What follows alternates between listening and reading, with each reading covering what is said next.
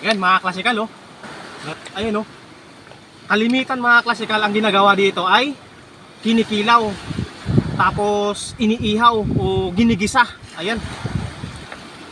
Ayan po. Malaki na oh. Ayan. Naglalaway. Yung karamihan mga klasikal sa ibang mga lugar ay mga kanya-kanyang paraan paano kunin to ang laman. Ayan, kung nakikita nyo yung laman, ayan, ang dami.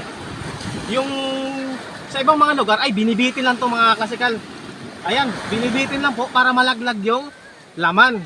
Sa ibang mga lugar naman, sa ibang mga probinsya, may iba namang klase na binubutasan dito sa likod. Tapos tinutusok na matalim na bagay para malaglag. Na mabilisang malaglag itong laman mga klasikal. Kung nakikita naman, ang daming laman oh. Ayan po, napakaraming laman. So mga klasikal, comment kayo kung anong tawag ito sa inyo. Ayan.